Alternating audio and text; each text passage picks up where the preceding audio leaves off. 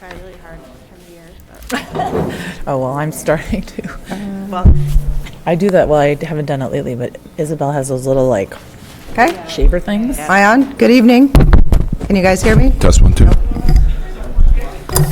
The speakers are not working? Uh-oh. Hello. Hello. Bill is still here. Hello. Okay, good evening. There it goes. Hello? Can you hear me? Yep. Okay. Good evening. I call to order the meeting of the Hamilton Wenham Regional School Committee on Thursday, January 8th, 2026 at 7:04 p.m. I would like to remind everyone that this meeting is being recorded and live streamed. Also, just like to let everyone know we do have one member currently participating remotely. That is Jen Carr. It'll mean that any votes that we take this evening will be roll call votes. And it is possible that Megan Benson may also join us remotely. Jen, can you hear us? Oh, did you lose Jen?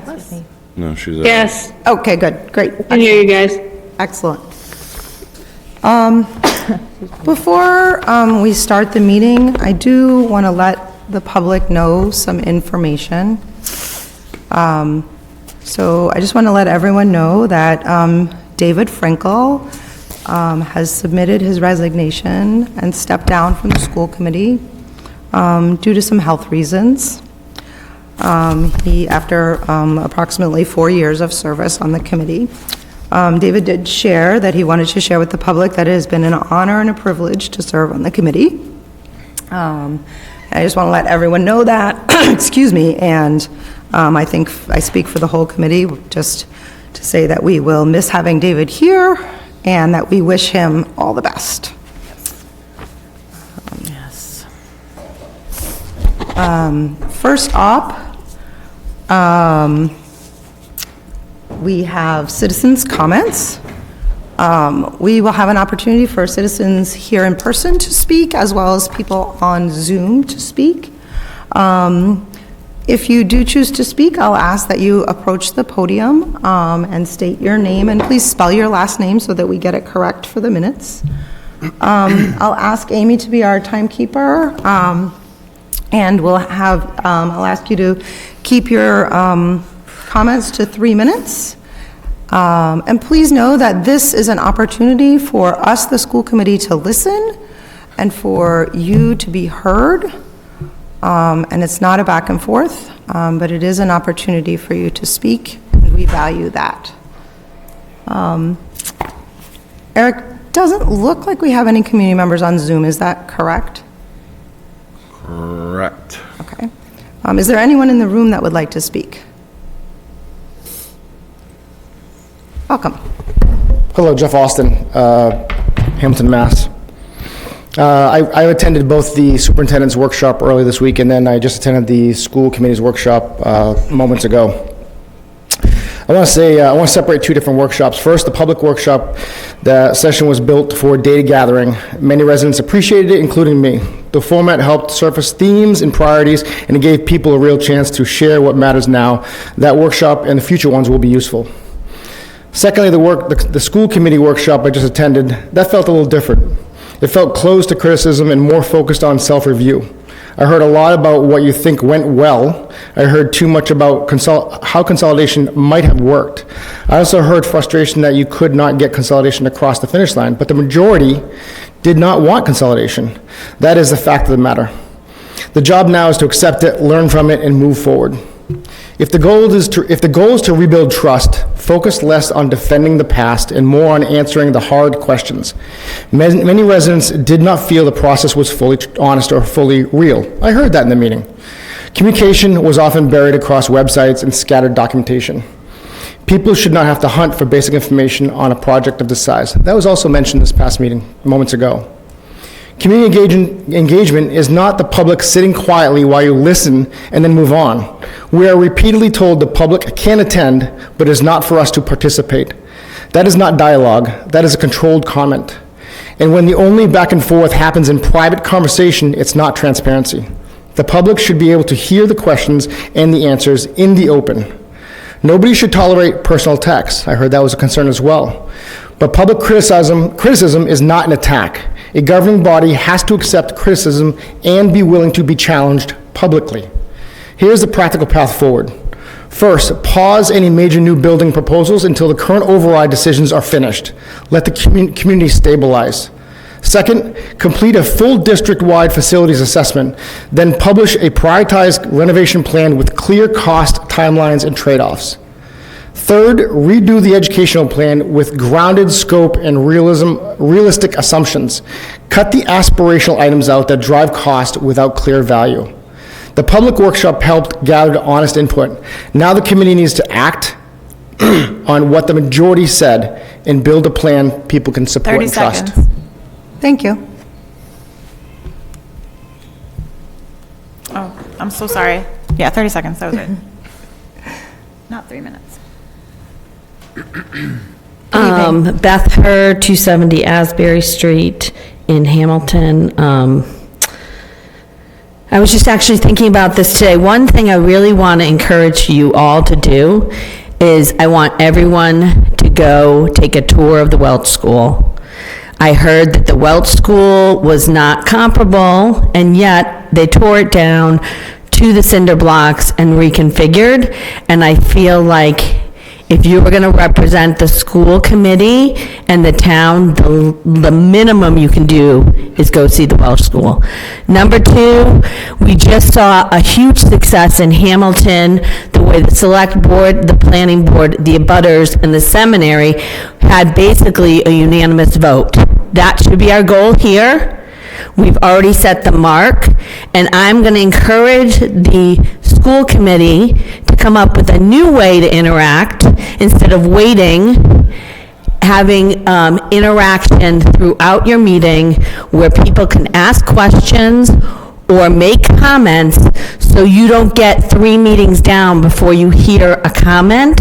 And I think that is part of the success. It was a 3.5-year project with the seminary, and the fact that it was completely not contentious the day of the meeting was really the testimony of the work that was done. But that was because the planning board and the select board constantly interacted, even in your meetings. I know that's your policy now, and I'm asking you to change it. Thank you. Thank you.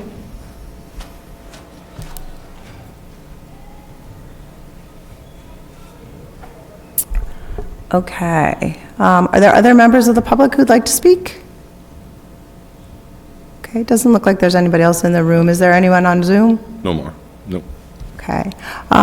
We're not going to close the Zoom link because we have, our school committee member is there, but at this point, public comment on Zoom will be closed, and public comment in the room will be closed. Thank you for your input and comment. So, school committee, I was not able to I had some technical difficulties and I didn't print out the protocols. I have the mission So, statement. I'm hoping somebody will be willing to I have the read protocols. protocol number 8. Okay. As elected members of the Hamilton Wenham Regional School Committee, we, including the superintendent, accept the high honor and trust that has been placed in us to ensure that the students of the district receive the best education possible. To that end, we hereby commit to the following in the conduct of our business. Number 8, school committee members will vote according to their convictions, will avoid bias, and will uphold and support the decisions of the majority of the committee once a decision has been made. Positions will not be used for personal or partisan gain. Thank you. I have the mission statement too. Great. Would you be willing to read that top part plus the final bullet, please? The first bullet? The final bullet. The final bullet.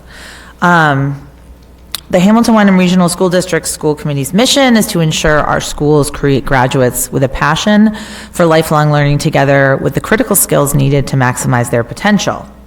The Hamilton Wenham Regional School Committee will lead and inspire a district that is a source of civic pride and municipal engagement to serve the community for generations to come.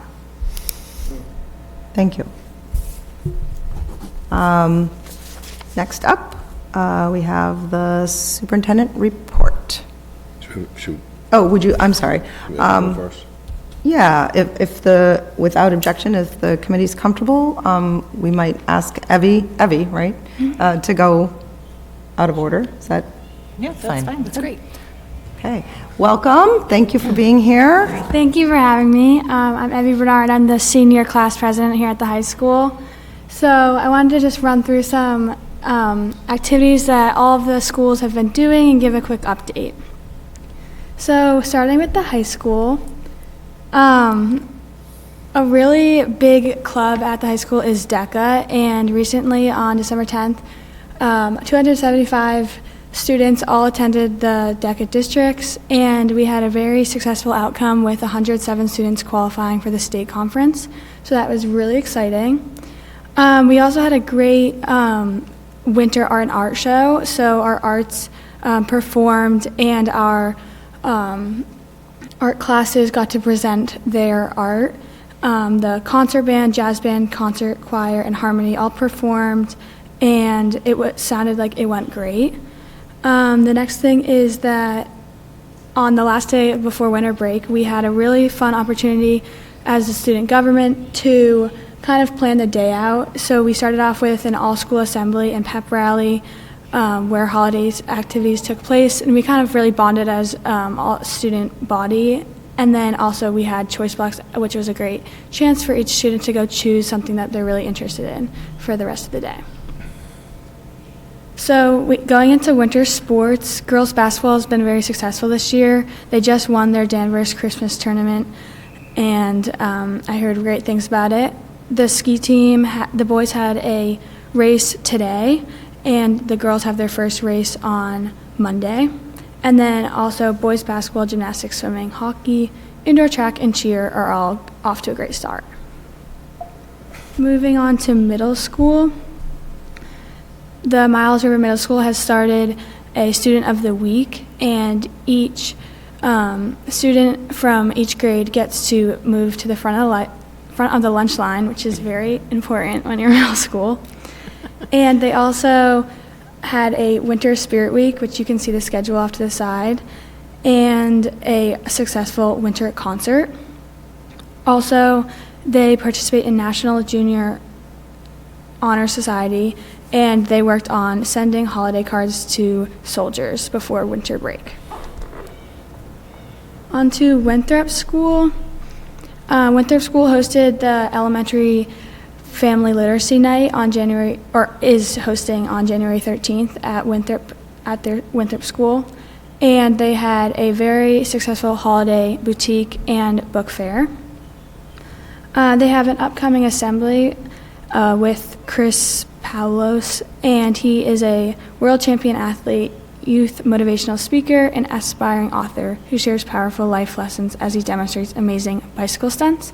I actually remember him coming in when I was in at Winthrop, and it was a great assembly and a really important learning experience. On to Cutler. They started a play club where kids could go in before school and just play in the front of the school, which I think is a really important thing for them to do, because as such little kids have so much energy, it's great to get it out before school starts.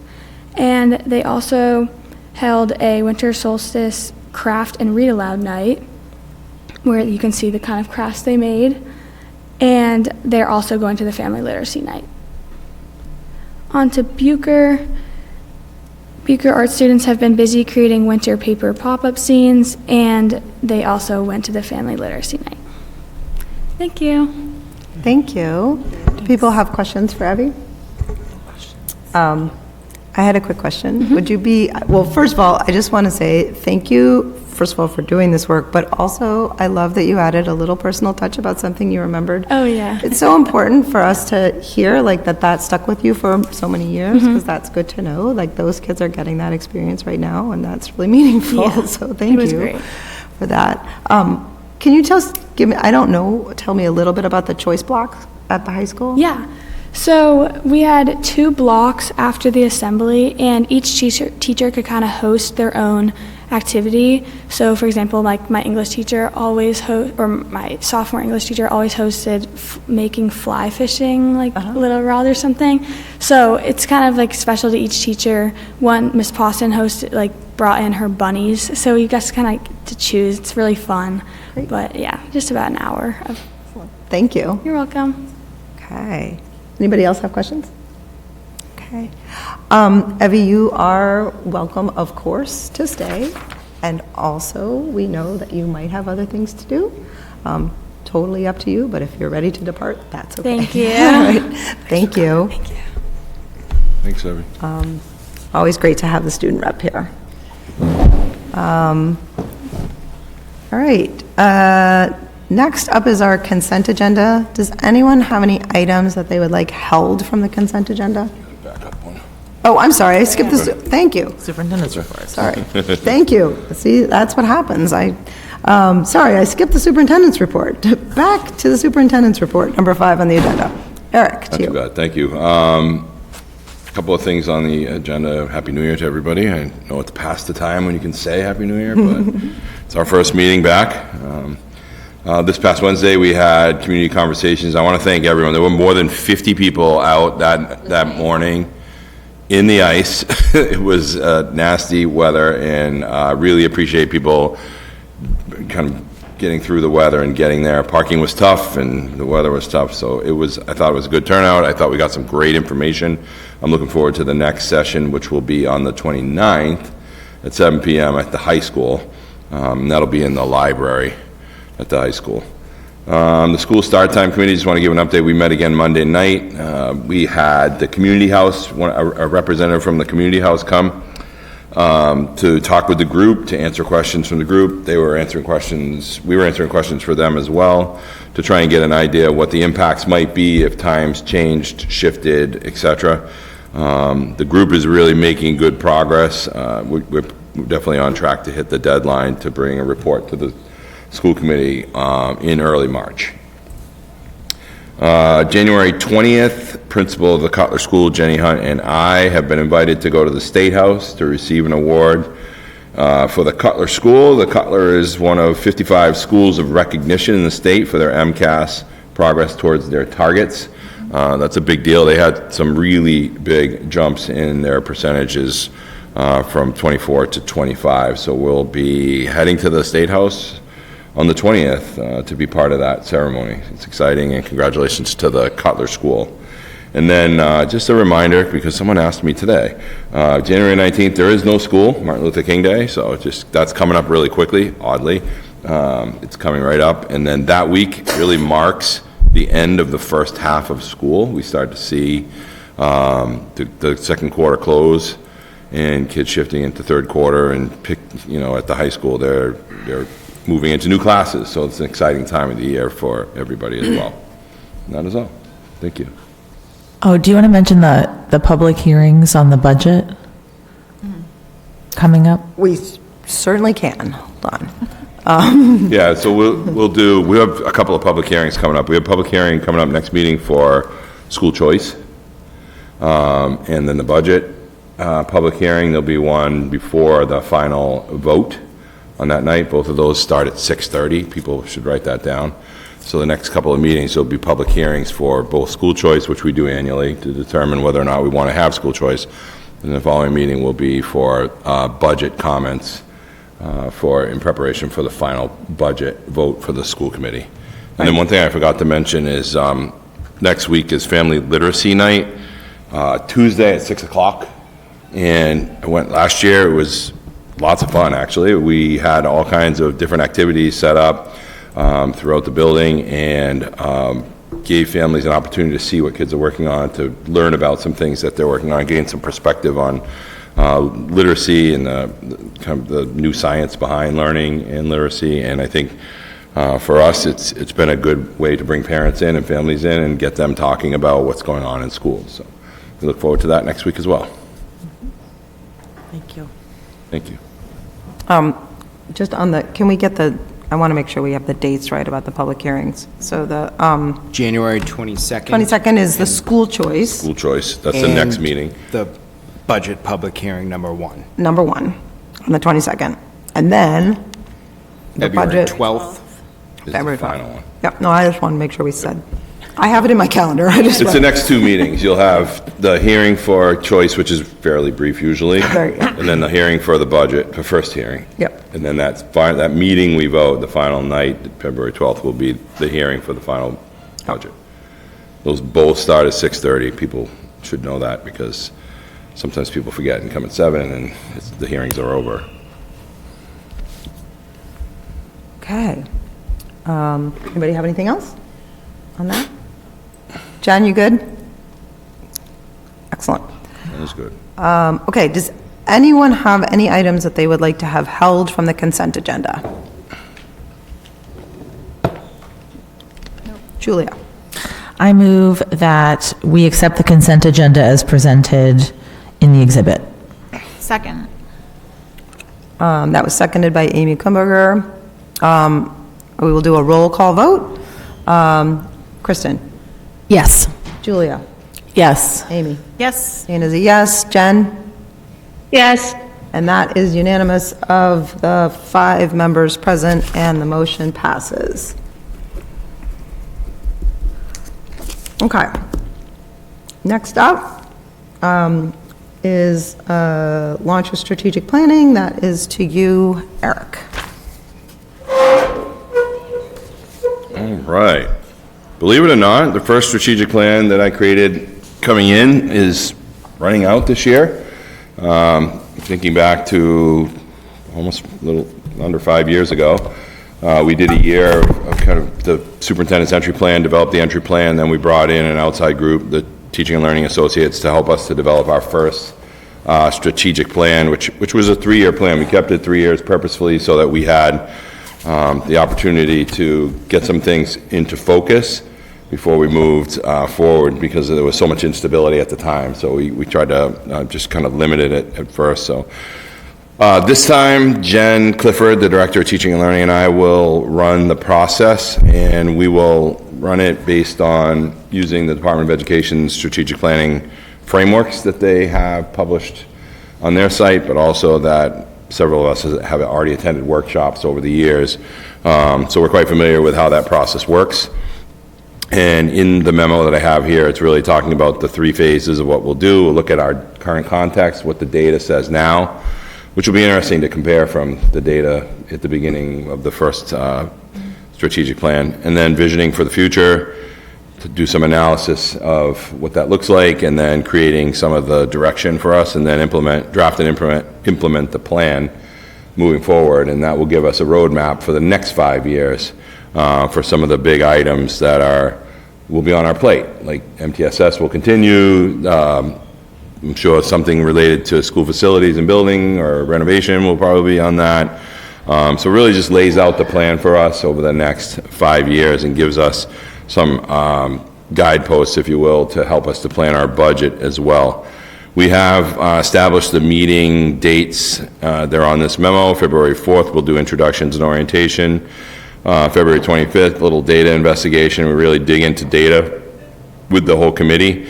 March 11th, we'll look at the different pillars and strategic objectives that will form our plan under, and then develop the strategic objectives that make sense for our district, and then finalize the initiatives and outcomes that fit under each of those strategic objectives as we move forward. And then we'll do a final review and should have it ready to be publicized in public by mid to late May, once we get it going. And this will really serve as the district's North Star for the next 5 years. So we're going to start putting our invitations out next week. So hoping that we can get just as much excitement as we did last time. I think we had between 40 and 60 people in the room, almost each workshop that we ran.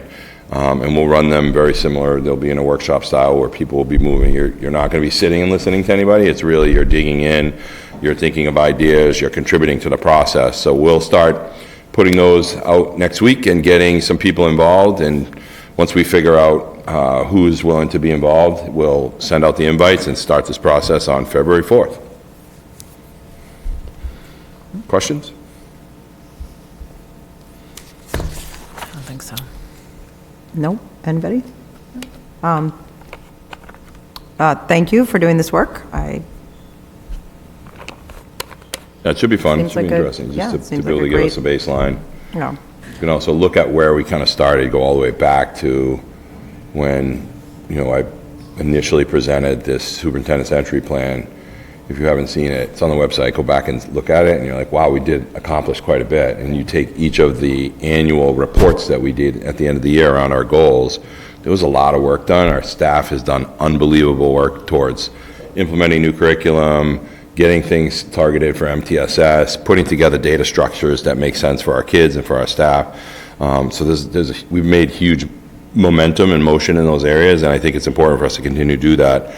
So much so that the Department of Ed has highlighted us several times in not only a video that goes around statewide, people view around the MTSS process, but also our people are going to start presenting publicly. And a number of schools have visited us, and several more will be coming to visit our schools to see our programs in action, like our math and our literacy programs in action. So that's pretty exciting, and looking forward to growing some more. And this is one of our identified district goals for the year, to do the strategic plan. Yes. So that's great. I think I may have missed this, but who is on the committee, the strategic planning committee? I know you're chairing it, or unless it hasn't been. So what we open it to anybody in the communities. Okay. So we try to get students, staff, administrators, parents, business people,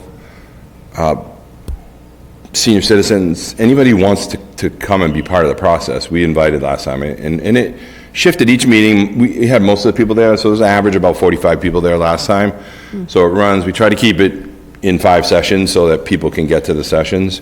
But we really want to open it up because we want ideas on what that strategic planning looks like, because the opportunities you miss are the opportunities of, are where you didn't invite the right people. So when you're looking at it from the community perspective, somebody might come out from the community and say, hey, what if we did this that somebody from the school side would have never thought of, and vice versa. So it makes for a good dialogue, and it makes for some good back and forth around where people see the direction of the schools. Okay, thank you. Thank you very much. All right, everybody good? Okay. All right. Next up this is really just informational, but Eric, can you pull the town election information up? This one? Yeah, so both, with both exhibits provide this similar information, but for the 2 towns. So both town clerks compile and create information regarding the town meeting, town election calendar, and we post them here. The important thing for us to note, I don't know if you want to scroll down. Well, first of all, we want to just this is just one more opportunity that this gets put out by the towns, and it'll be but one more opportunity for the public to see. These are the election dates.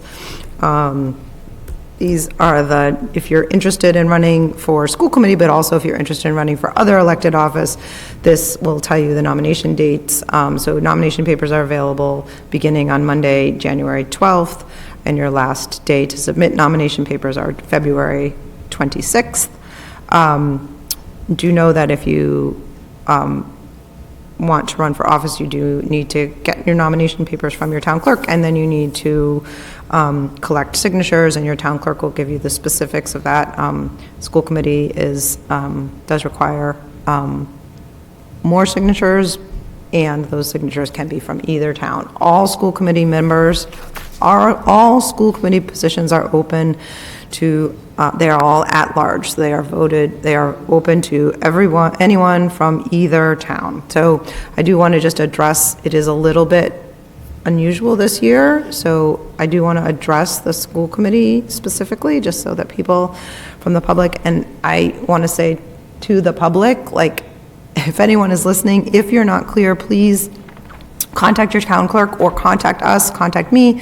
I'll be happy to be clear because it is a little bit different than usual. So there are 4 positions open or to be run for on the school committee. 2 of them are for a 3-year term.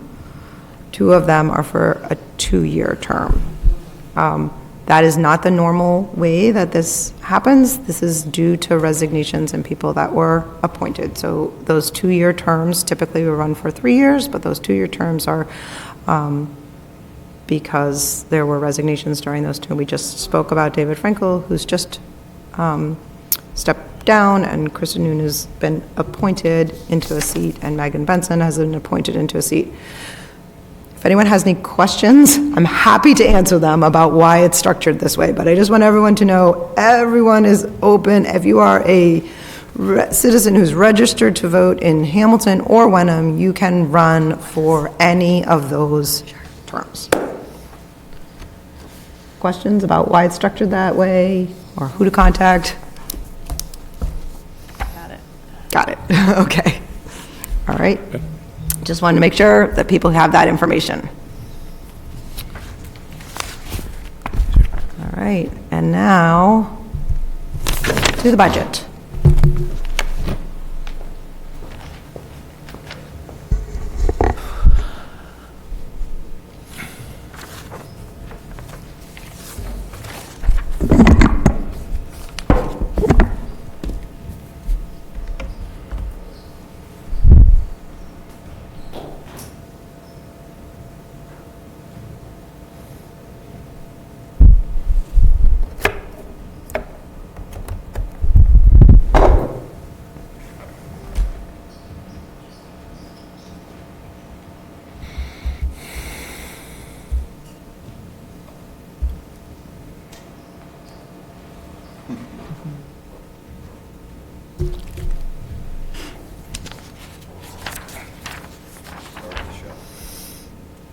I don't know, because we don't have anybody over here, would it help? I mean, can we, I don't know if there's any way to tip it so that they can see better, but I'm not sure.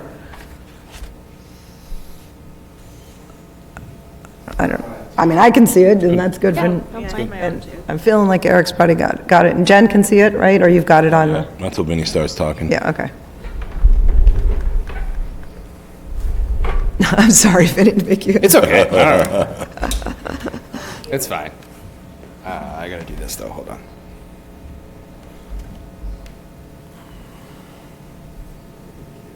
Yeah. See if Megan joins us, right? Mm-hmm. Yeah, it'll show if she jumps in, it'll tell me.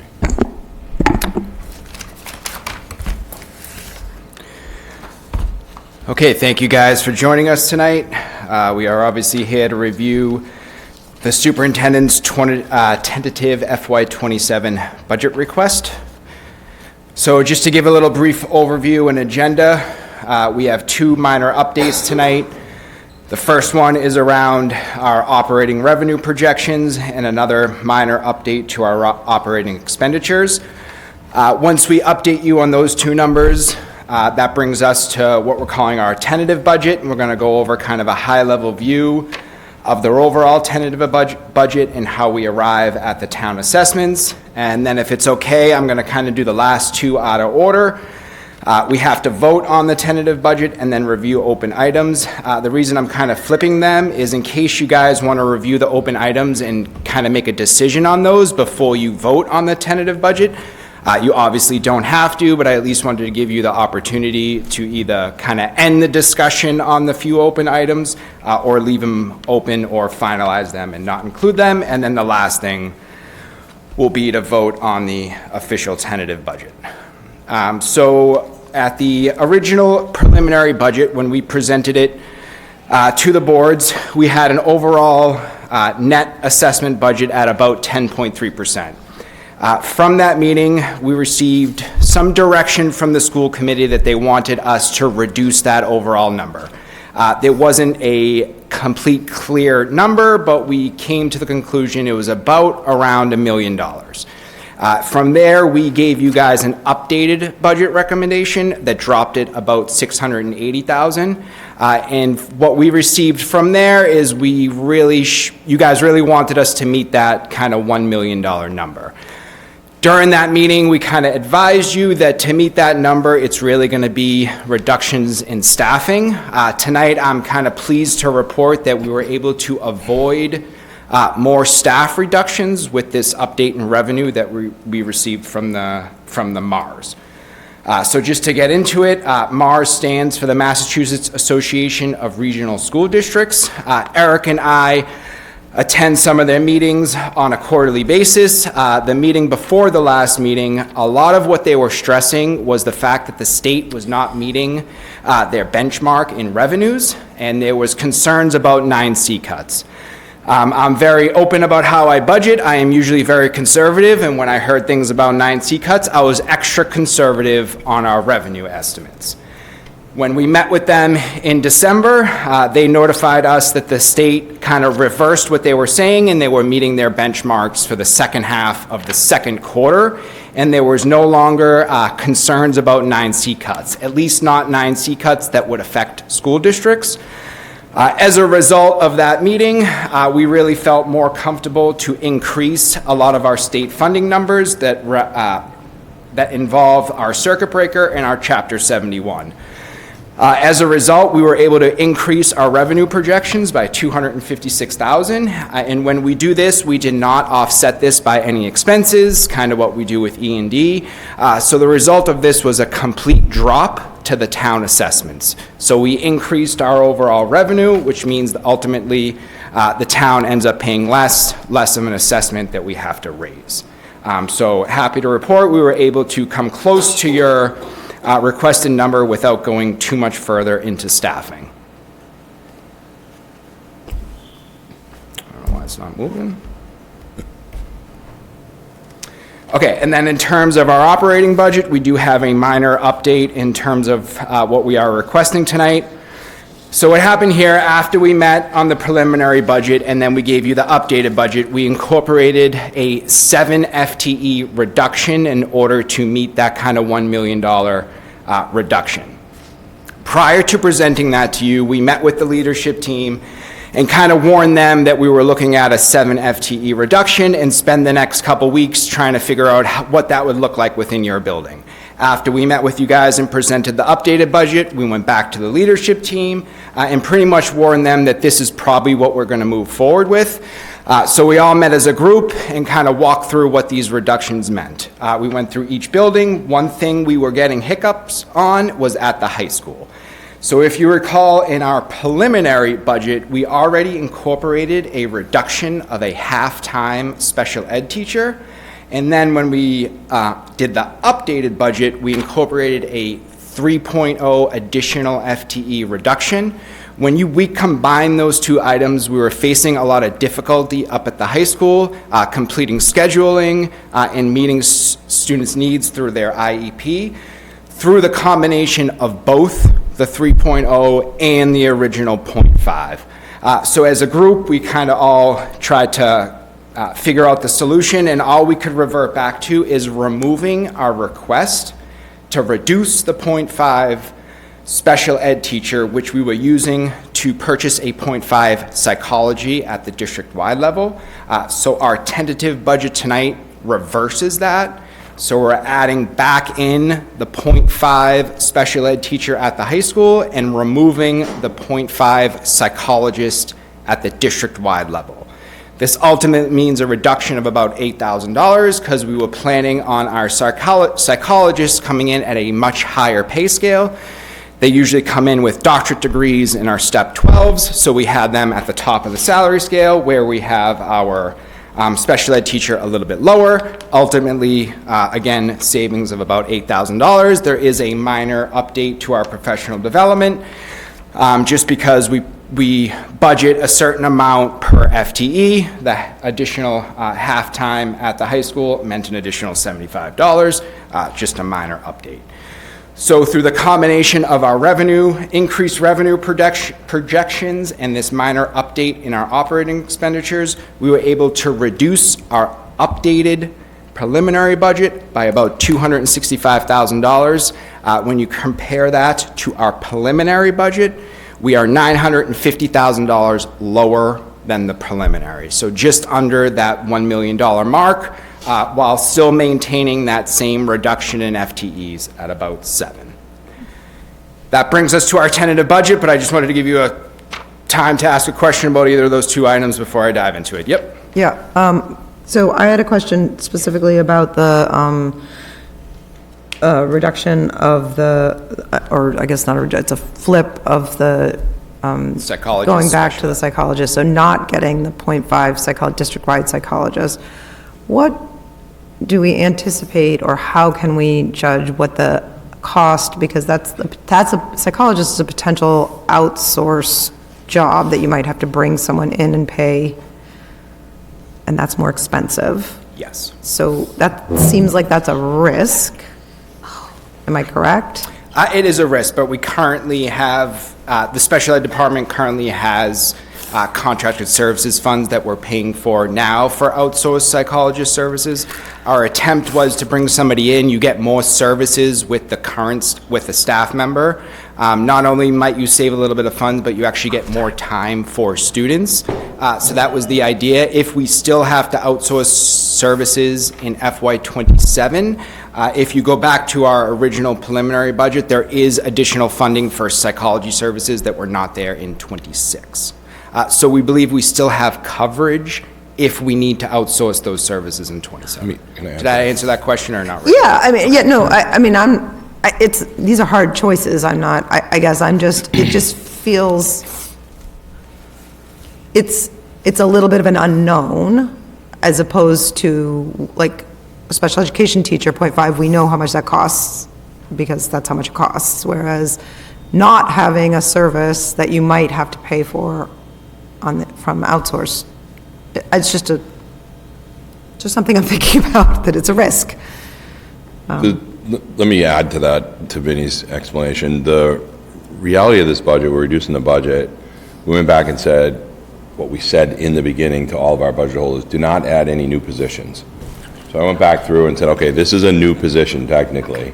It didn't exist in the budget. Yeah, we were going to try to kind of steal from Paul to pay Peter, but it just didn't make sense when you're starting to reduce that number of positions across the district. I also look at all the other school districts in this area, and I compare positions across different sectors, like special ed is one of them. Like, okay, how many school psychologists do we have?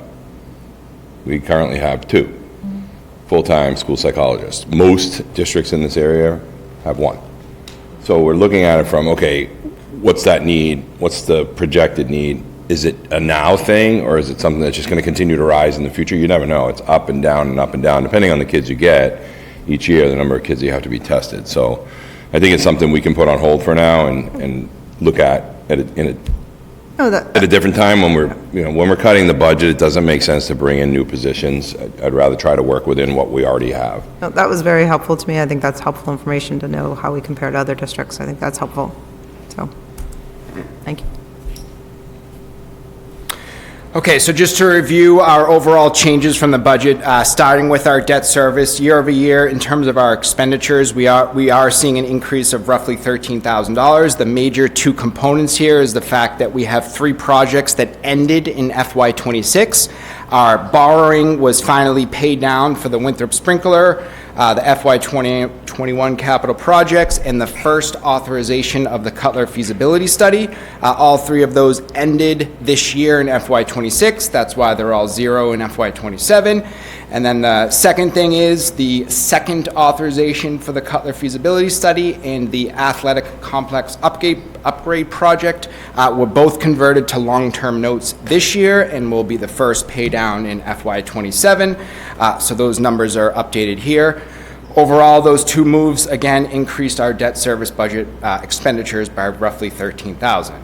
However, when you look at the revenue side, because of that conversion in the short-term to long-term note, and because of the way we designed the new long-term borrowing to be premium neutral and ultimately lower the overall principal and the overall interest that we would have to pay, we are seeing a reduction in the premiums, as we will no longer be receiving them in FY27, dropping our revenues by $108,000.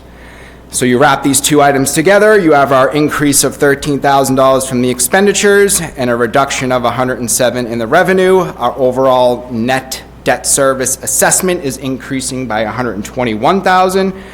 which means a 5.9% for Hamilton and a 7.86% for Wenham. Moving on to our operating expenditures. Here in front of you is the summary by school or site location. Year over year from FY27 to FY26, our tentative budget, we are requesting an increase of 5.9%, which ultimately means a $2,755,000 increase year over year. And again, this does incorporate the reduction overall of 6.11 FTEs. So just briefly, we've discussed these in depth prior, but just to briefly go over them, our biggest year-over-year operating expenditures are obviously around our personnel. They're mostly our salaries and our benefits. So our two biggest ones are COLA and the FY27 step increment increase add up to about $1.3 million just from those two salary items alone. In addition to that, our health insurance premiums are increasing at abnormal rates, along with everyone probably across the country. In addition to our premium rates increases, the district did dedicate an additional 2% to offset the employee cost of the premiums. All these factors combined, we are estimating an increase to our health insurance of just under $600,000. The next two major increases that we are seeing for FY27 is the new investment in our building maintenance and repairs and our capital stabilization fund transfer. The building and maintenance repairs for roughly $550,000 covers anything from additional supplies and materials, additional contracted services, preventative maintenance, and funds to replace some of our aging equipment and enhance some of our security features across our 5 schools. Again, we are requesting a capital stabilization fund as well of roughly $316,000. On the reverse, to meet the direction received from the school committee to lower our overall assessment, we are anticipating a reduction at this time of 7 FTEs, which I am estimating will save approximately $418,000. Just to be fully transparent, this is an estimate. I'm using a baseline of roughly $60,000 per staff member. This does incorporate unemployment costs. When this actually comes to fruition, it could be a much different number than you see here. The actual person that might be reduced could have a much larger salary than $60,000. Just as an example, I'm using $60,000. But if it happens to be someone who's a doctorate step 12, they make $115,000, there would be additional savings, but we won't know those numbers until this actually rolls out and we know what positions and what staff members are reduced. In addition to that, you could have staff members that find a job the next day, so they have no unemployment costs, or you could have a staff member who has full unemployment costs. I've incorporated full unemployment costs on every single one of those employees. If some of them go on unemployment and some don't, there would be additional savings, but at the least, we have all of our liability covered. Just so you're aware, it could be additional savings next year if it's any different. Yes? Are we set up as reimbursable with the DUA? Meaning like if someone files a claim, we pay the full claim amount, we don't, okay. That's correct, yep. Okay. We don't pay a percentage of Yep. everyone, it's just when they apply. Yep. Okay. The next item is around our salary savings. This is our normal attrition rate. This is people that we budgeted for in FY26 that ended up leaving and not staying with us for FY26. We're seeing salary savings of roughly $212,000. Normally, we also have savings from retirements. So this retirement number you see here is both retirements that happened mid-year this year and retirements that are planned for June 30th of this coming year. So it's the combination of both. We're saving roughly $185,000 year over year. Next, we've removed our cybersecurity upgrade funding of approximately $55,000. And last, we have an athletic user fee reduction of $35,000 that I am going to briefly talk about a little bit more in a moment. So that was our expenditure side. Moving on to the revenue side. Year over year, I am painting a bleak picture here for you. Our revenues are dropping year over year. We have talked about this before. Obviously, everyone knows the main reason for that is our excess and deficiency, and this is the prime example of why you do not use your excess and deficiency to supplement your operating budget in case the following year this happens. We are short $1 million in revenue because of the choice last year that we made to use excess and deficiency to supplement our operating budget. One thing I want to show you, though, is what happens when you remove it. We have revenue increases of 11%. I have done 14 budgets for Hamilton Wenham, and there has never been revenue this high.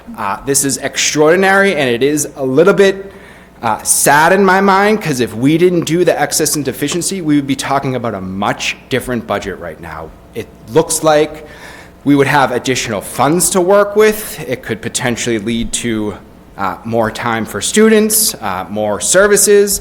However, going back to it, because of that E&D, it's the complete reverse. Our revenue is dropping year over year, which means direct increases to the assessment and direct increases to taxpayers. So again, the major increases, obviously outside of our reduction in E&D, is circuit breaker, which is coming in at 38%.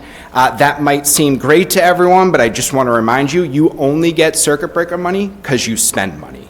So we spent additional funds, they reimburse us additionally. So yes, we are receiving more revenue, but it only means that we spent more money. So although it's a good thing, it's not necessarily when you look at the numbers. So again, just wrapping all of these together, we have our increases in expenditures of $2.7 million, our decrease in revenues, which goes in as an add, again, because it's a decrease in revenue, means a net change to town assessments of $2.9 million, which is just under 8% for our net operating budget. This translates into a 7.28% increase for Hamilton and a 9.25% increase for Wenham. When you roll our debt service and our operating budget together, ultimately we're requesting a $3,070,000 increase, which is a 7.21% to Hamilton and 9.18% to Wenham. Just to kind of paint the picture of where we came and where we are right now, when we originally presented our preliminary budget, we had Hamilton at just under 10% and Wenham just under 12%. Our updated budget dropped that number by roughly $680,000, or dropped all three entities roughly 1.7%.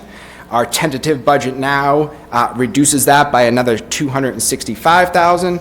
Ultimately bringing us down roughly $950,000 from when we originally presented the budget. That also translates into a drop of about 2.5%. And from my opinion, although 2.5% doesn't seem like a large drop, it does translate into $1 million. It is 7 people that will potentially not be here next year.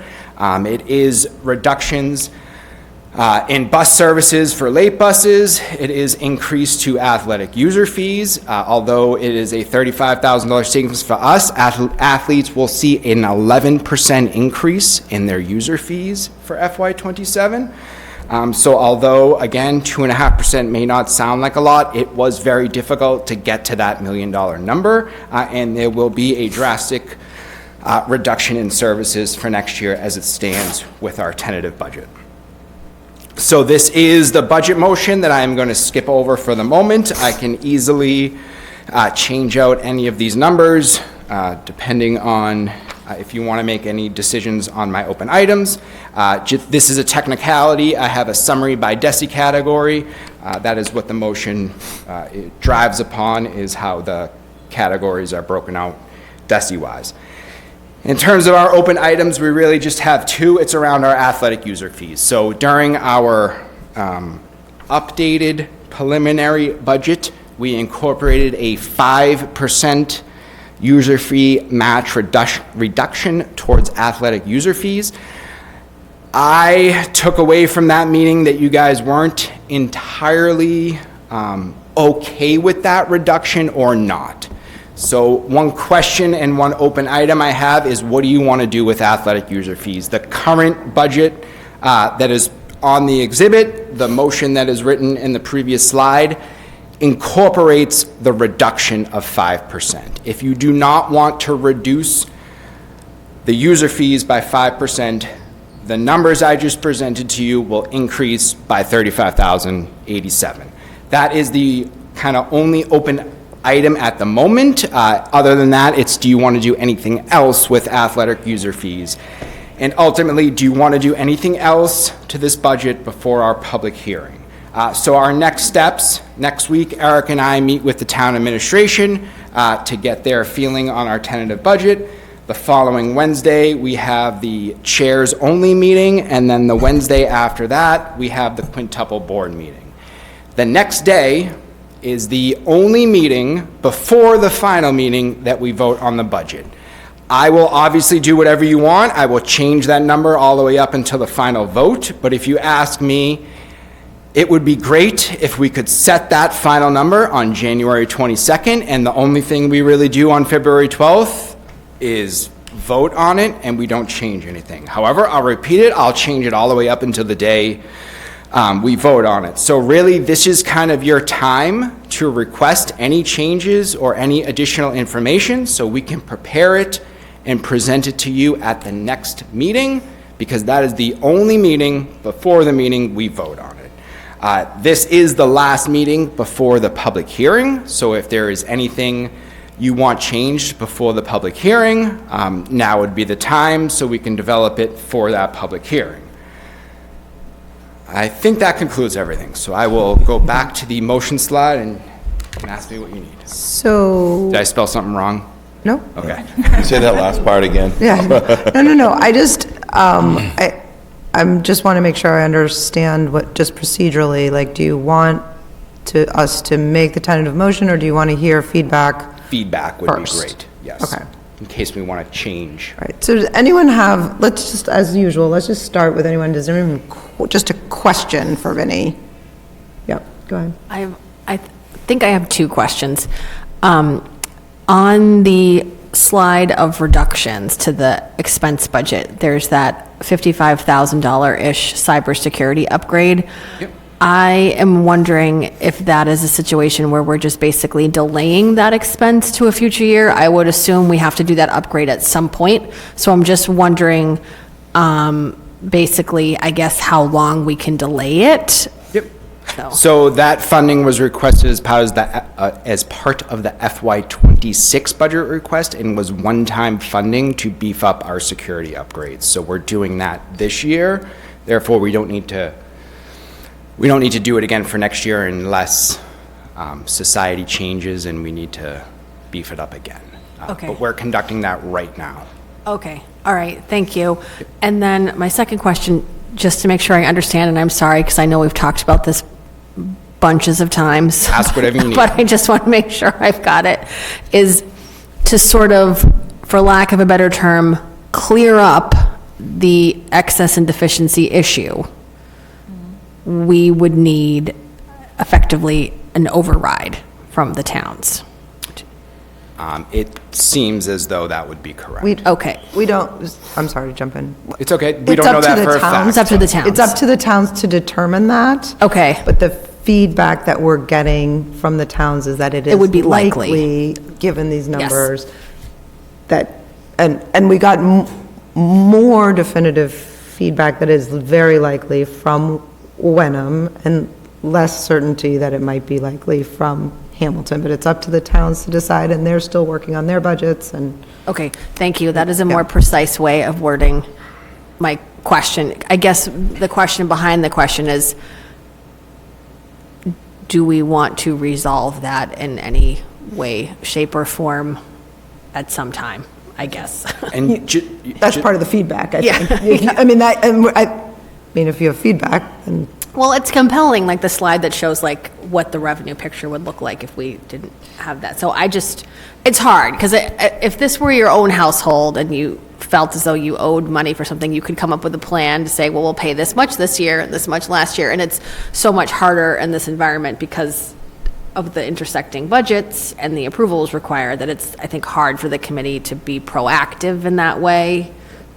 Or, I mean, we could set an intention, I guess, that we would try to do certain things. I'm just asking for the group, like. Well, if I may, and Vinnie, I'm looking to you to make sure, because the E&D is so complicated, and, you know, I guess I just wanted to, this is sort of my, just making sure that we're all agreeing about what occurred. We did use E&D to fund the operating budget for the current year, and we did that in consultation with the towns.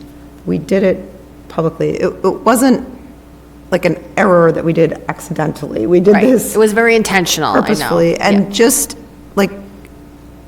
just to sort of, that E&D, it's the equivalent of that money went into our budget, and the taxpayers in this current year did not have their taxes raised that much. That money was not raised from the taxpayers in this year. Right. So it's in the budget, but the taxpayers did not raise that, right? And so what happens is, it looks like you're going from here to here. Right. But the budget actually went to here, it just didn't get drawn in FY '26. I just want to make sure people understand it. It's not that we lost the money, or it's that we used it Intentionally. in an intentional way, knowing that it would look and feel to taxpayers like this large increase, but if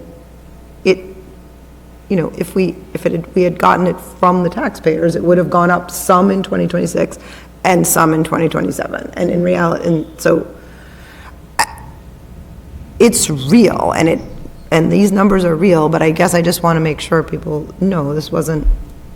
Yes, and I did not mean to imply that, so but I just wanted to make sure I understood. Yeah. And just to clarify, this does not clear up our E&D issue.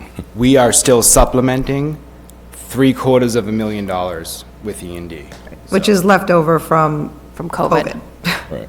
And ultimately, But if this all- could hurt us next year. Yeah, if all goes well, you'd then make your plan in the FY '28 budget to say, okay, how do we start to reduce that $773,000? Because it's like using a credit card to buy groceries every month and not paying it off monthly. You just can never get out from underneath it if you don't start targeting it. So I think that would be an important conversation we'll have next year, the intentional conversation, okay, how do we reduce the E&D down to zero? Right. Which is really the place we want to be, or, 100 or 200,000, but. Yeah, just progress, Yep. I think, Yep. And it'll be a little at a time. It's hard to make a big jump like that, because you're basically dumping your revenues. So it looks like a giant percentage point loss, but it's really a one-time source, so. Just for planning for the future, it's just trying to figure out how to land that plane slowly. Do other people have questions? Just want to make sure, do other people have questions before we get to sort of opinions and feedback on this budget?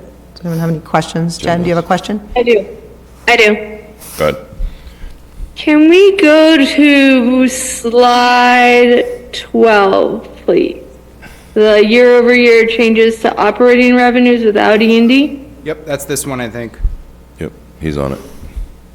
So we have a significant decrease in special education tuition and school choice and preschool tuition. Can you comment on those? Yep, so. Are those estimates or are those solid numbers? They're solid. We do have 3 less school choice students this year, so it's $5,000 per student, so we are receiving at least $15,000 less. Now, there is a special ed increment that we will not know about until the end of the year, but we are definitely 3 school choice students lower. In terms of preschool tuition, that $99,971 is the exact amount of revenue we received in FY '25, and at this moment, we have not increased our tuition rates, and we have not increased our enrollment. So if everything stays the same, it would pretty much be exactly $99,000 that we receive in that year. I do have a request to review our preschool tuition rates, but at the moment they are the same. So I carried forward the exact amount we received in the prior year. In terms of our special education tuition in, we currently have a fifth grader tuitioned in from another school district. In FY27, they will be moving up to the middle school, and we do not have the staffing or the capability to bring them in sixth grade, so we will not be taking that student in FY27. So as it currently stands, those three are pretty actuals. Thank you. Of course.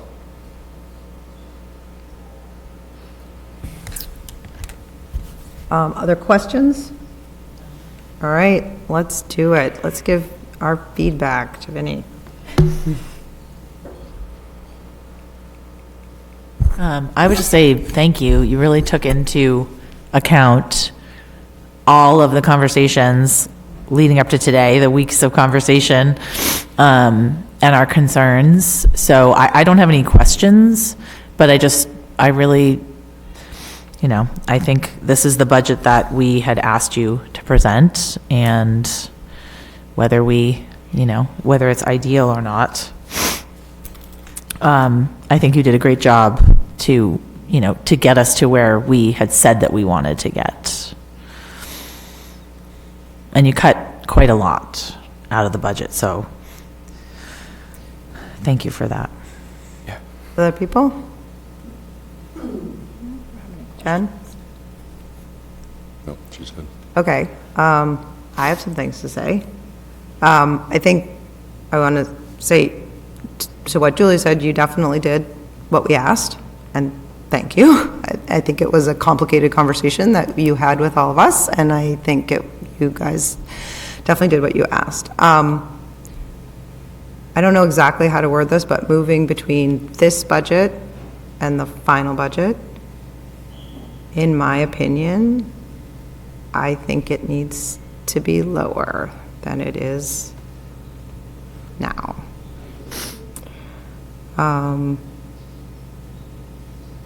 I don't know that we can get, to Kristen's point, I'm not sure that we can get to a point where there is no override, because I don't know that we know exactly what that number is.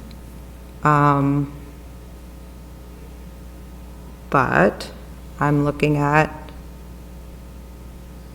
when I'm looking at a combined increase of 9.18, again, I think it's really important that the real increase, is that our actual, is that 5.91 is the actual increase. I understand that, but if you're a citizen, I think it's going to be difficult for people to vote for that. I think agree. it's going to be hard, concerns. even though I really do understand that we're looking more, that the 5.9 number is our actual increase, and I think it needs to be less.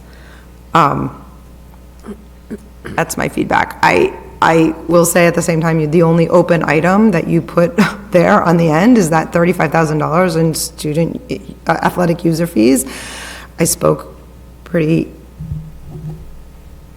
that's really actually pretty important to me, and I guess what I'm saying is that I think we all are going to have to make really hard choices here. I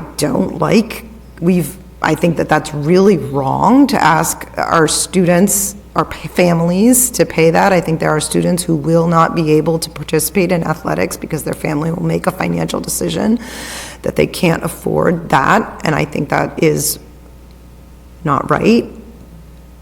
At the same time, I think I need to look and see, we're making hard choices throughout this budget, and I'm saying that it needs to go down, and so I guess I need to entertain the idea that maybe those athletic fees have to be a part of that conversation. I have something. So the last meeting, you said that the only way really to cut the budget is cutting positions. That's the only thing left to do. you can nickel and dime it. You can go Yeah. through and take 2% of every single line item. It would, Yeah, like it's not going to $1, make a $20 significant. here, $100 here, but your substantial reductions are in positions. I mean, Yeah. that's the highest percentage of our budget is positions. Yeah, I want the public to know that. Yep. So we had $256,000 at the very beginning. You highlighted the $256,000 in increased revenue from that, just because we weren't sure what was going to be happening at the state level, and that is coming our way. I'm honestly just not sure, but I would like to know what the budget looks like, this budget, without that money. Like, if we hadn't gotten that money, what would need to be cut? Which is $256,000, obviously. Would that be similar to what we saw last time? It would pretty much be what we saw last time, because if you were to remove that, Yeah. we're only about 9,000 different than the last time. Yeah. Yep. So it would be, kind of be back where we were for the updated preliminary. Right, in terms of what it looks like, but in terms of the cost, would be, It saves us three Save us- positions. Oh, yes, yep. Saves us 3 positions, 3 FTEs. Right. When you, roughly, I mean, you're looking at. I guess that's, I'm just looking at, I mean, when I sort of. 4 FTEs. When I sort of did, and this has not been an easy process, when I sort of I've reevaluated several times, and I looked at that, the initial budget, the initial pass, and then we've had more than one conversation. I kind of, we initially talked about $1 million, and the more I looked at it, the more I was looking at maybe it needed to be reduced like $1.2 million. And you're looking, so I guess that's where I'm kind of looking at this 256 and saying like, well, Leave it out. that would got us close to where, I understand it means cuts, like I understand. I'm just putting it, I don't know, I'll stop talking, that's my feedback. Are you saying like use that as a model for how we can Yeah. reduce more?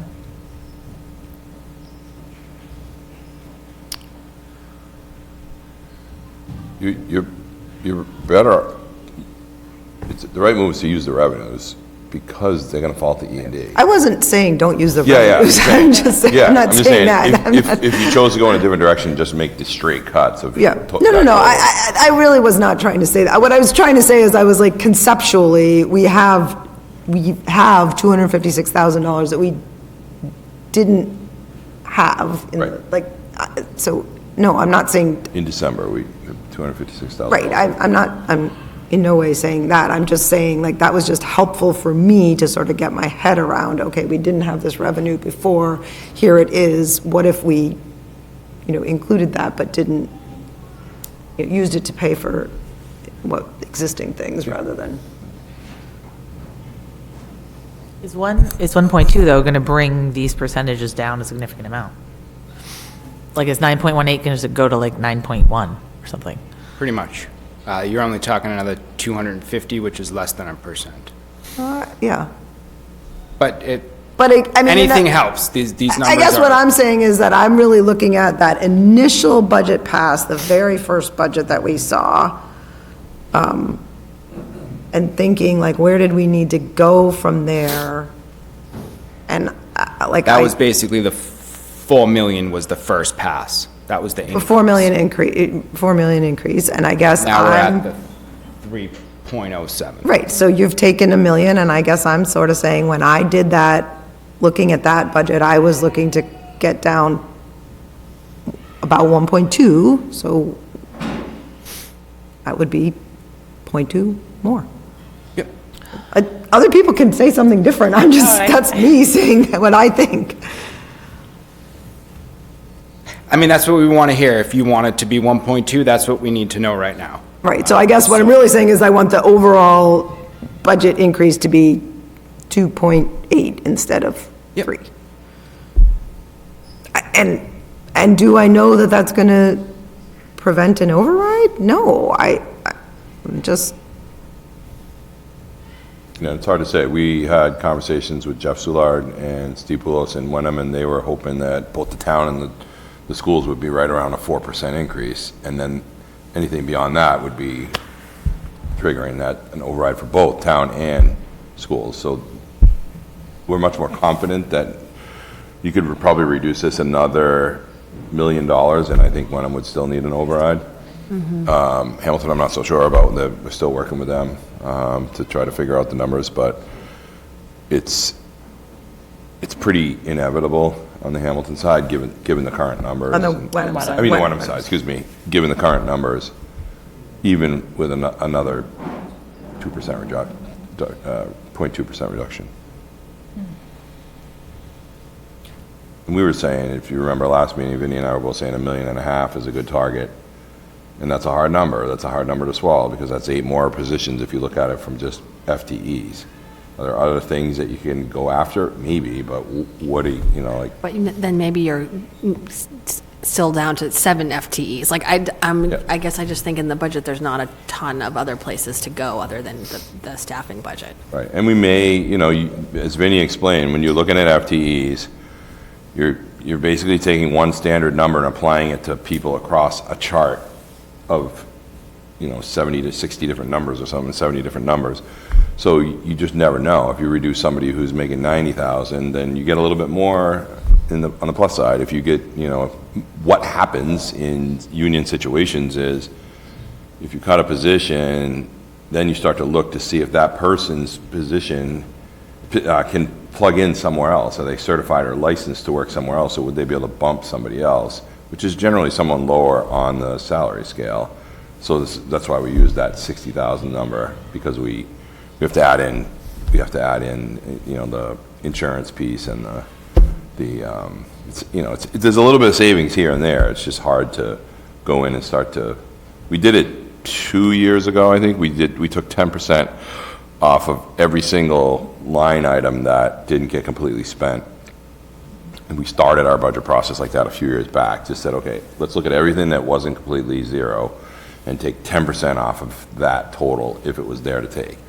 And that's how we started our budget process that particular year. And it worked out fine. Everything kind of fell into place. And there are times along the year when you make some moves, some transfers, but, don't forget, you also have a fairly substantial number in maintenance that we would not generally carry. There's almost $800,000. No, it's actually over $1 million in maintenance total, but an $800,000 chunk of it is things like replacements for sprinklers and, really school safety stuff, and we want to make sure that stuff gets done. So that's built into the budget.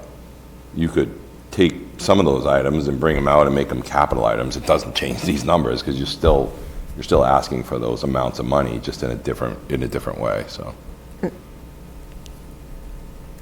Is there an ability to offer early retirement to teachers? I mean, I know that teachers eligible are also more experienced teachers, but I don't know if that's possible.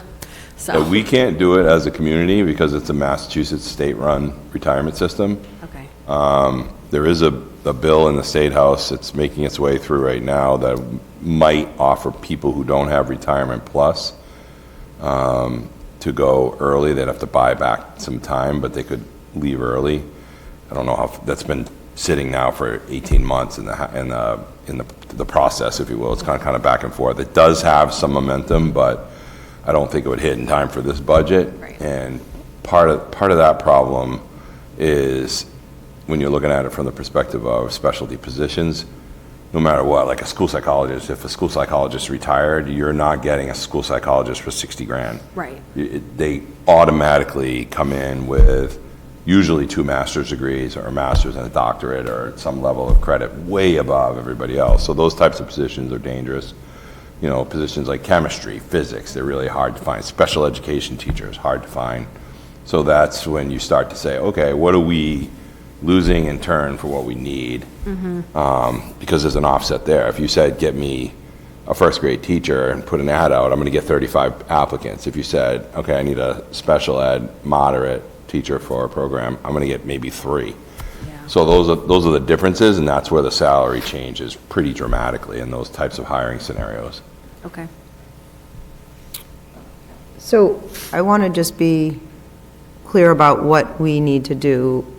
Like, do people feel like they've given their thoughts on this? Like, do you feel like you've given With the 1.2.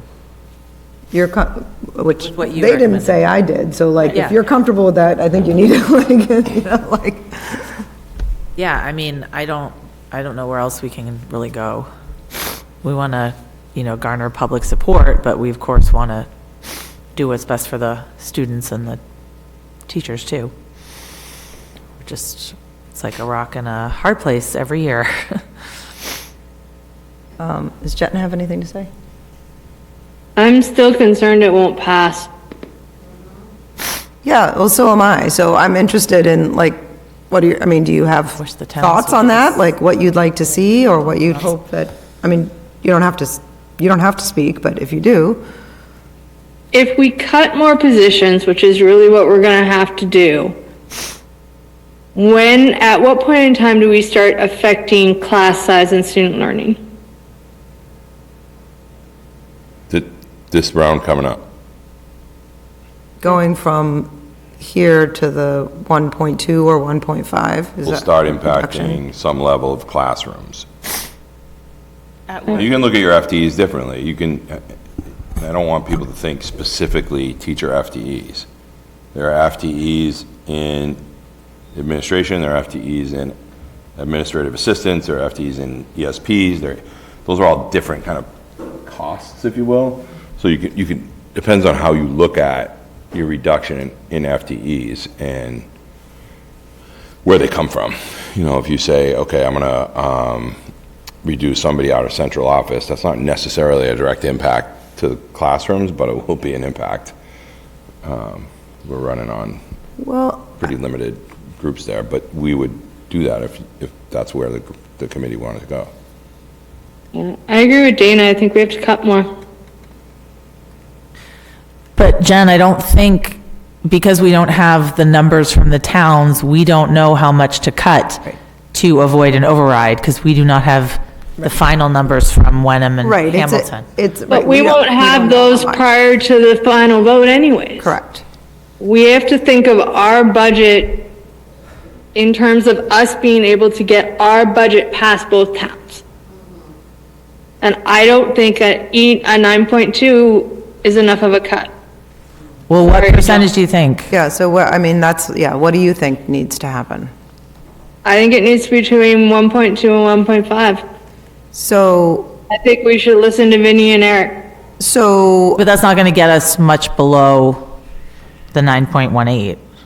well, the thing is that, so like, let's say. Not to say don't do it, I'm just saying, Yeah, we I don't don't know. think it's extreme enough. Well, we don't know, right? In other words, if we get down to 1.5, which would be a budget increase of about. think it's too 1 extreme to be Which would be a budget increase of about 2.5. 2.5, excuse me, 2.5. So a budget increase of 2.5, what is that? Do you know, Vinnie, what is that in terms of Hamilton and Wenham? I'm just gonna not get my number wrong. Give me 1 second. Yeah, no. And while Vinnie is looking up whatever that number is, like, it is entirely possible that we would get down to that number and still need an override. That is absolutely possible. And I spoke to this last time, like, the biggest hurdle is the override itself, right?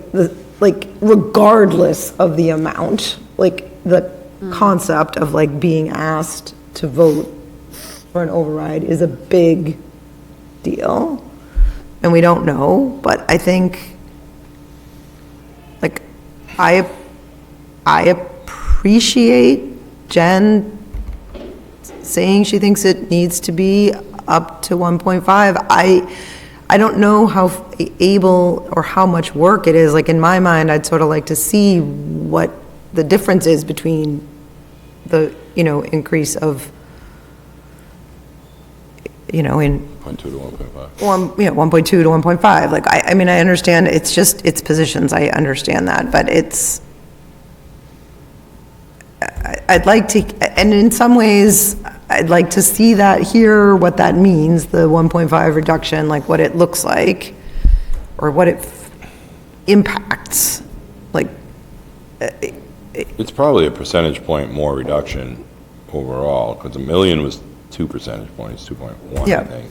And then the hard part is when you now distribute it across the town. Right, okay, it you're isn't- reducing, I'll just use 600,000 for a round number, 600,000, we're gonna reduce the budget by that. Well, that saves Hamilton 400,000, that's pretty good, but it only reduces Wenham 200,000, so that's where it gets dicey, where you're like, oh, okay, we're not really making the impact we thought we would by cutting this larger number. I'm trying to remember that slide that you had several meetings back that had the boxes on it, where it was like if we were going to cut, it was like trying to tie together our budget with the towns. Yeah. And Yeah. it was like, you know, if we cut the amounts that would make a meaningful impact on the municipal budgets, it was tantamount almost to an entire elementary school budget. Correct. That's Right. what I was going to say. And I Becau- can't remember yeah. what meeting that was, but I'm, right, because, was right, in so order helpful to to me get to see Wenham, that. you know, because of the way, I mean, just because of the way everything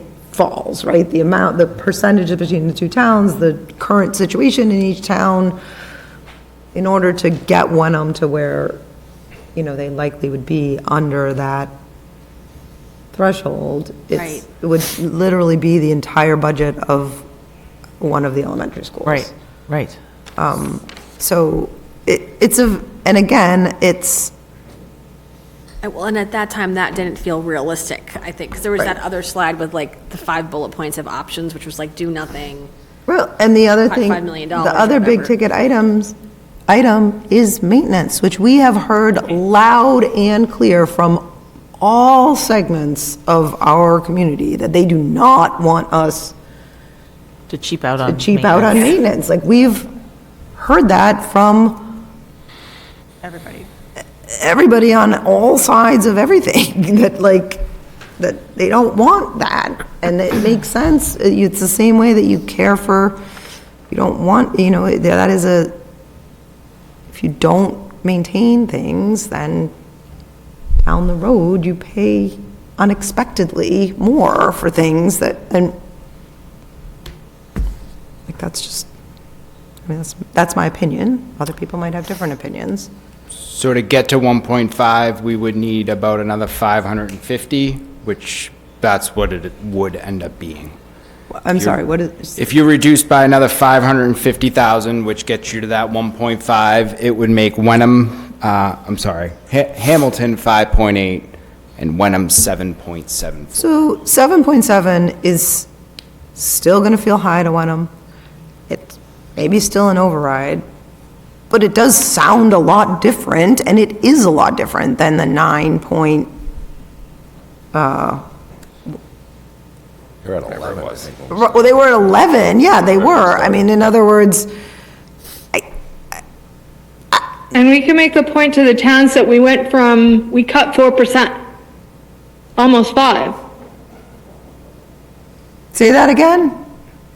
We can make the point to both towns that from our initial, we cut 4%, Yeah. from 11 to 7. Yeah, well, and it's, I mean, that's for Wenham, which is, you know, But even Hamilton's 3, isn't it? Wasn't our original number for Hamilton around 8? I believe so. yeah, I think so. It's on that chart. 9 point, But I really think it's important to remember the 550,000, those are people, Yep. not numbers on a spreadsheet. Those are teachers, and that will affect class sizes and services to pupils. I just think that's very important It, to consider. I'm not, I mean, I'll take a look at the 1.5, because what can we do? But it's really important to remember that. I know, you know that, Vinnie, obviously. I just want to make sure that, that, I don't know, everyone understands that. I just want to put a pin on that. I think it's important to note, and people made it clear, the community, I think, understands and wants class sizes to remain where they're at. would probably be the last place we would look. Like, the last place I'm looking is for a K-5 teacher. Even if we went 2 million down, because our class sizes would go crazy Yeah. at the elementary level, because we're seeing that's the place where things are rising. You know, we have some ability across other places that may not be classroom teachers, but they still impact how the system works. And that's sometimes just something we got to get used to. You know, it's not. It happens in lean times, where if you go back to 20, when was it, 20 or 21, when we cut 1.2 million because of the state was going to reduce the budget, 9C cuts, and that never actually came to fruition. But those cuts were made, and it took us 4 full years to gain back what we had reduced in our curriculum. We cut our entire curriculum staff. Everybody who was working in, you know, any curriculum-based position that wasn't classroom-facing was cut, including the director of curriculum at that time. So there are places to go that are not going to directly impact classrooms, but there's a point in this next group where you're probably going to be in classrooms at some place. There is more play at the secondary level. Look at those class size reports. I mean, that's why I put them out there, so that we can look at, you know, make those comparisons of class sizes across groups of kids or grade levels of kids. Remember, our grade levels are still average 130 kids across grade levels. We're not expanding dramatically. We did go up in numbers this year, but not, it was like 2%. It wasn't like we gained 150 kids, so. Although, I will say, I do think it is important, I think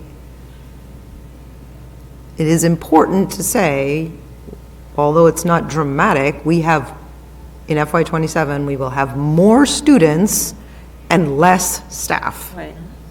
Like, that's important for people to hear. Like, in other words, if even with this budget, or whatever budget we're presenting, we are having more students and fewer staff.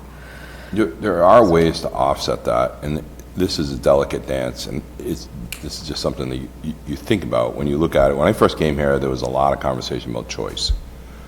There were over, I think, 160 choice kids or something in the secondary levels when I first got here. Now you're looking at 55 across the high school. If you were, say, in January, say, okay, we're not going to take choice kids anymore, and this, I'm just putting a scenario, this is not real, folks.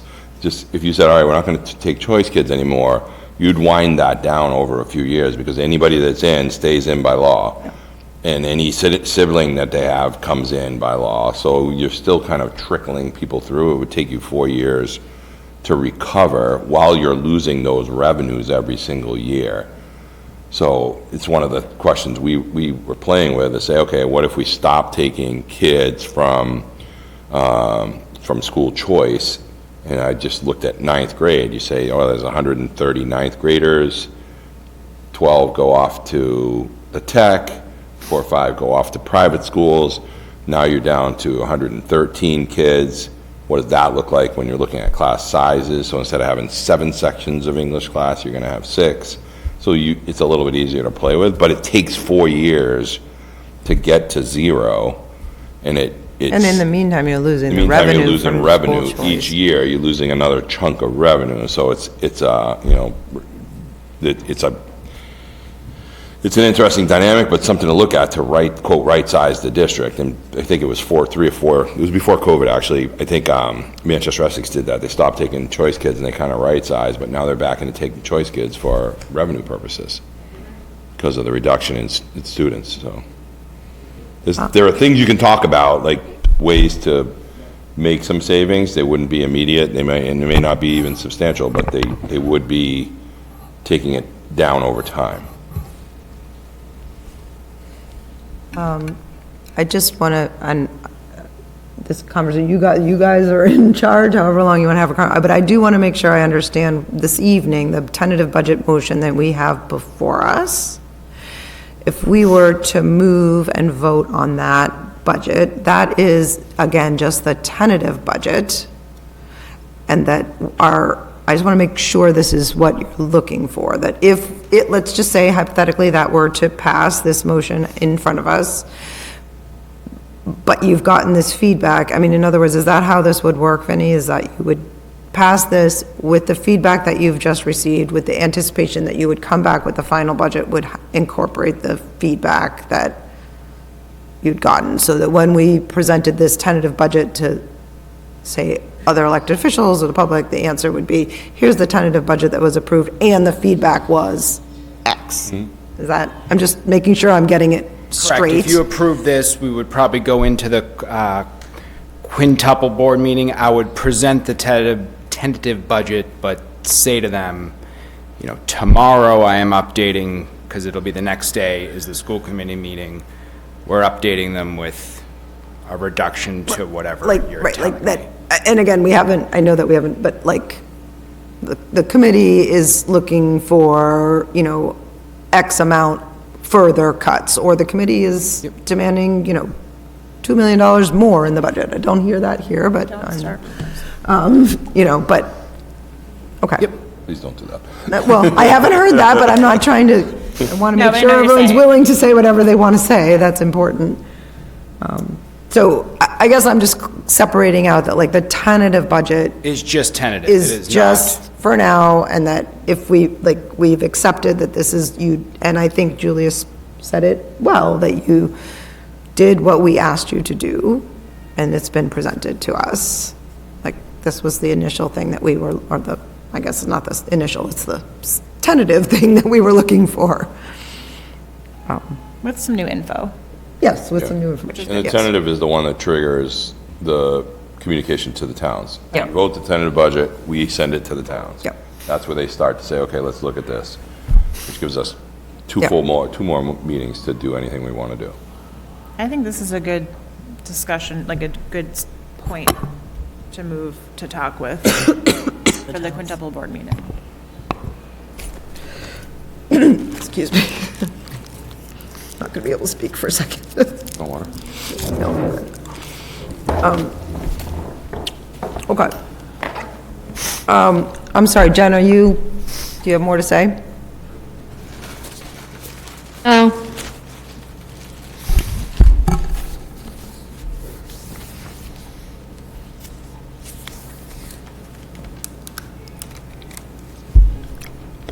Can't see her. I think she said no. I thought you said, I was waiting. I did say no. Oh, I thought you were, I was waiting. I thought you were thinking. I'm sorry. I'm also choking, so. Are you okay? Thank you, Eric.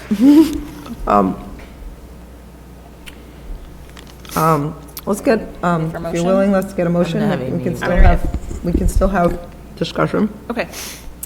I move that the Hamilton Wenham Regional School Committee approve the tentative fiscal year 27 general fund expenditures budget of $47,653,295.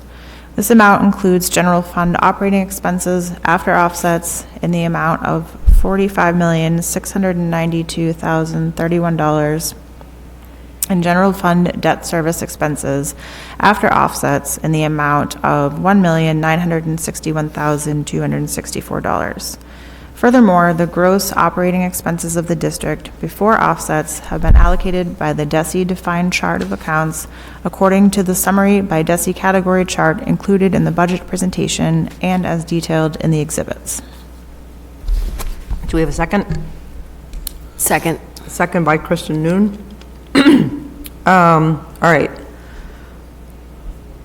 So, any further discussion on this motion?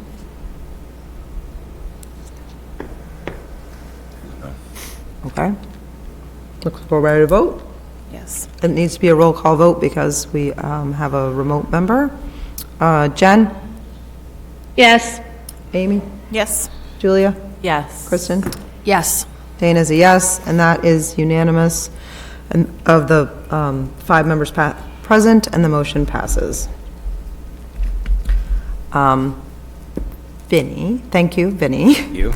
Do you have, I'm going to Either of repeat you- it to make sure I'm clear. We are leaving athletic user fees the way it is presented here. And you are requesting an additional 500,000 reduced, approximately. Does that sound accurate to people? I'm going to do what you wish, so Jen, did that sound accurate to what you? making sure. Yes. Okay? Thank you. Thank you.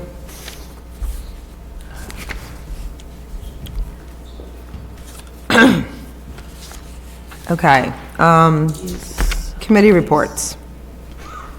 Capital Finance? Jen? Due to the plague going around my house, and around a couple other people's houses, we did not meet this week, but we are scheduled to meet next Monday at 1. All right, Capital Finance, not feeling well. Okay. Thank you. Policy? We're meeting on the 26th. We'll be approving minutes and reviewing policy JFABD, which is about enrollment rights and services for unhoused students. Okay, great. And then, we have not seen that as a first. You're looking We're at it looking at and it, you'll bring yeah. it to us. It's just one of those Great. review Yep, a review. things. Yep. That's great. Thank you. Negotiations, I should know off the top of my head, but I don't. When is our next meeting? Anybody can help me out? No? Kristen? I don't know. You know when our next meeting- Our next meeting, I'm looking at my I know, calendar. I'm trying to like, February 4th, right? I was gonna say it was January. Why don't I see it? I'm looking at the wrong calendar. Hold on, we do have it. Not- January 22nd. 22nd. We have a lot of meetings that day, I think. January 22nd, which is a very packed day for some unknown reason with lots of, so yeah, that's our next meeting. Yep. I will say that we, I will bring it to the committee, I guess, next time. We'll need to, given David's departure, we will need to look for someone who is interested in joining the negotiations subcommittee. Yes. So think about that, and we'll bring it. Do we have a secretary report? No, I believe we're all up to date. Excellent. Janelle and I have been working on Yeah. the spreadsheet, so, I mean, up to date like the 24th and doing Yeah, it. no, things are, I mean, I think things are looking good. I would be Yes. interested in, or I guess hoping that the next time we have an executive session, like, we can Yes. all be on board with getting all the, whatever we have together and approving, That's a good idea. so good that idea. they don't get too far behind. We'll just type them up like as we go. Yeah, well, we can approve and hold them. Oh, right. So like that they're approved and they can be held if they still have outstanding executive session topics, but they can still be approved, and so some future Yeah. committee could release them if they need to. Okay. Amy, do you have anything for in our inboxes? Inboxes are quiet. Okay. I don't think I don't have much on the chair report, other than I did want to, I know Eric mentioned it, but I did just want to say that the community conversation, I know we had 3 school committee members there, but the community conversation yesterday was, I felt like really productive. It was, I know Eric already said this, but given the weather, I was not expecting, I mean, it was horrible out there, and it was really great that the room was packed. And I felt like just about every table had a diversity of viewpoints, which was really good to see. Like, I feel like people got to have diverse conversations. I think that was the point, and I felt good about it. So I'm hoping that the 29th will be Twice as many? will be what? Twice as many. Twice as many? Twice as many and just as good in terms of a wide spectrum of thoughts and ideas and views from our community. Can I just Yeah. add, that session was recorded, so if you didn't get a chance to go, or you're interested in what the format is like, you can see it's on the HWCAM website. And also, the workshop that the school committee held today before this meeting has also been recorded and is already up on the HWCAM website. So, Okay. and that was more of a debrief, postmortem of the project rather than looking forward, so just. Right, they're different Different things, but topics. people might be interested in either or both. Yes. All right, anybody have any questions for me? Topics for future meetings? I don't see Jen. Oh, there she is. Okay. Can I make a plug before we do that? Yeah, sure. Next weekend is Annie Junior from Miles River Middle School. Oh, Miles River Middle School, Annie Junior. Awesome. Friday, January 16th at 7, Saturday, January 17th at 2 and 7. Fantastic. That's great. Love Annie. Always good. All right, unless anyone has anything else, I would entertain a motion. I move that we adjourn the meeting at 8:49 PM. Second. Second by Amy Kumberger. Yeah, I could do that one. Jen? Yes. Dana's a yes. Amy? Yes. Julia? Yes. Kristen? Yes. And we are adjourned at 8:49. Thank you all. Good night. Good.